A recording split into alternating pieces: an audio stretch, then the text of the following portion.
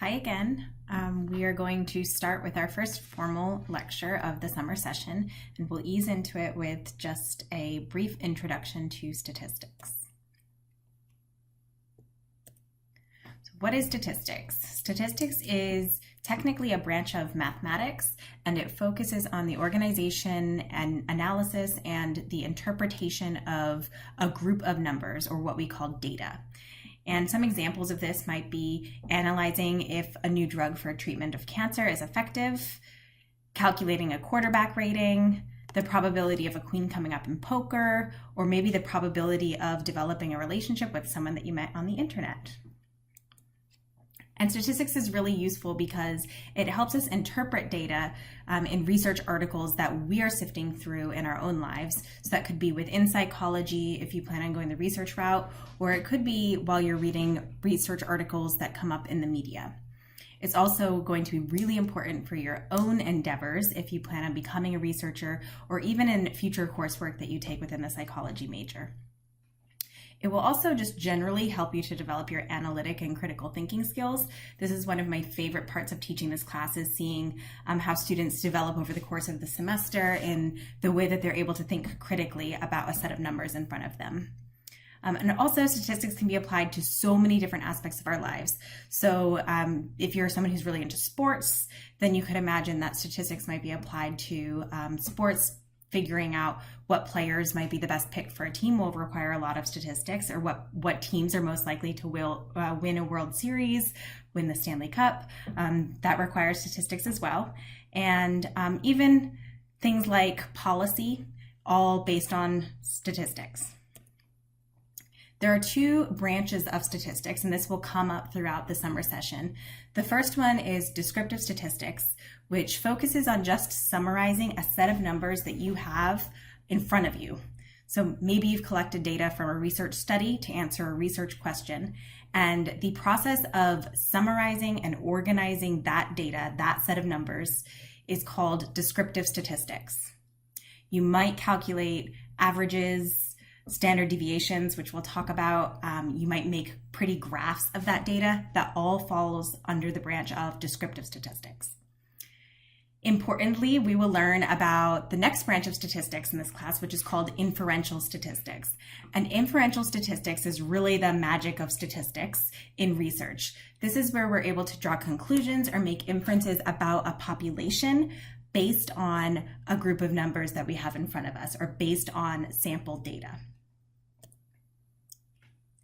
So in order to get that far, we first need to define a few terms. So I'll start with some really basic terms: variable, value, and score. A variable is a characteristic that can have different values. A value is a possible number or category that a score can have, and a score is a particular person's value on a variable. So those are the book's definitions, and you'll notice that they break all the rules of definitions, and that they use the other terms in the definitions. So let's break that down a little bit.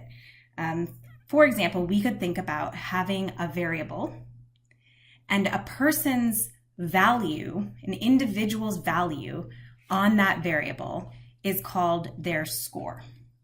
And that score could take on many different possible values. So for example, we could think about the variable of age.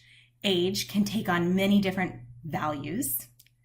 You could imagine age could range anywhere from 0 years old to, I don't know, I think recently I read that the oldest human recently passed away at 130 or 40 something years old. So age takes on many possible values.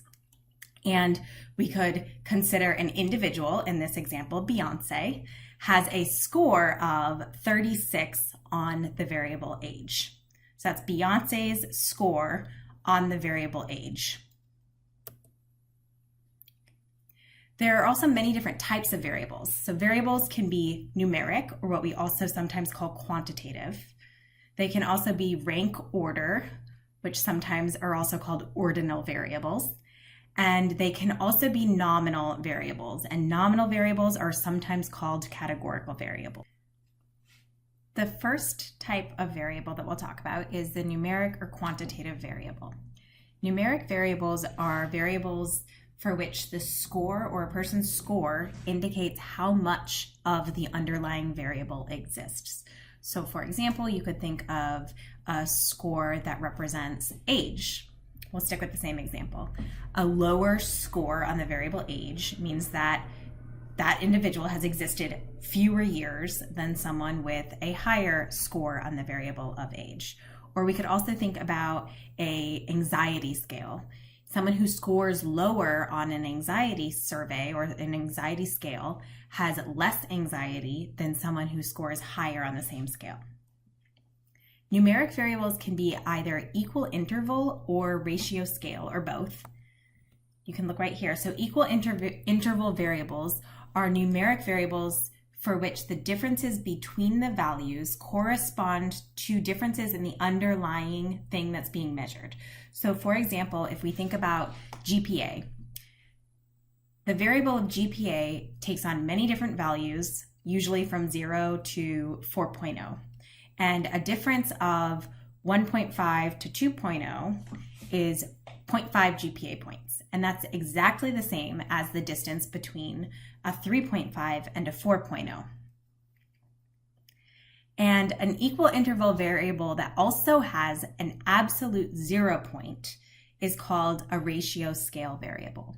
So what does that mean?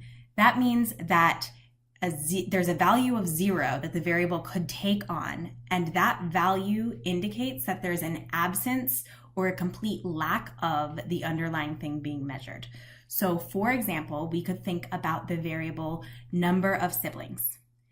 If my score on that variable is 0, it means that I have no siblings that exist.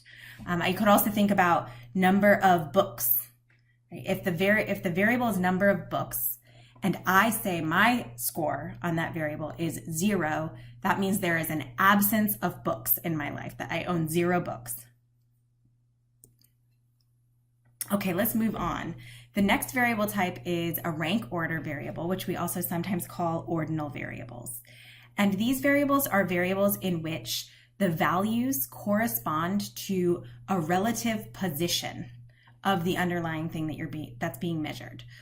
So I put this in simpler language for us. Basically, you could think of this as a variable for which a value of 1 means that that person came in first place, or an individual who scores 5 on the variable means that they're the 5th child in their family, if that's the variable that we're looking at. Some other examples of rank order or ordinal variables include class standing or position in a race or competition. And kind of a hint for determining whether a variable is rank order or ordinal is thinking about the language we use to describe the variable. So if you ever hear the language first, second, third, fourth, etc., that implies that the variable is probably a rank order variable. And finally, the last variable that we'll cover, the last variable type, is called nominal variables. And those are also sometimes known as categorical variables. And the definition of categorical or nominal variables are variables in which the values are categorical. So for example, we could think about religion, favorite ice cream flavor, chocolate, vanilla, mango, or a diagnosis. So again, if we're thinking about some hints for when to determine that a variable is nominal or categorical, usually if the values take on words instead of numbers, that's an indicator that your variable is nominal. Okay, good. I hope you're hanging with me so far. Let's break down variables a little bit more. Variables that are numeric can be what we call discrete or continuous. And discrete variables are variables that have specific values and cannot take on any values in between those values. So that means that there's only concrete values that the numbers can take on, and there can't be any decimal places in between. So for example, number of siblings. I could have 1 sibling, 2 siblings, 3 siblings, 4 siblings, and so on, but I can't have 1.7 siblings because that variable is not a continuous variable. So that brings me to the definition for continuous variables. And these are variables that can, in theory, have an infinite number of values between any two values.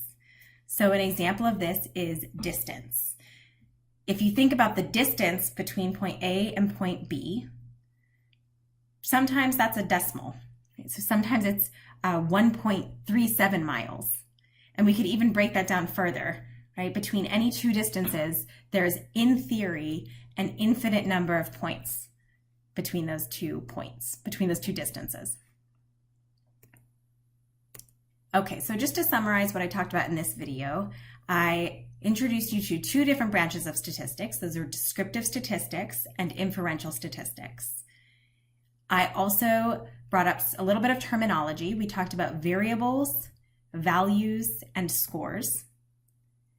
We talked about different types of variables, and then also different types of numeric variables. Those can be either discrete or continuous.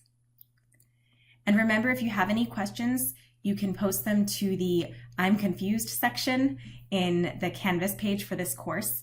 And if a peer doesn't respond to you, or if there's not a discussion that it leads to amongst your peers, then I will sometimes hop in there and answer questions that I see popping up. Okay, good luck.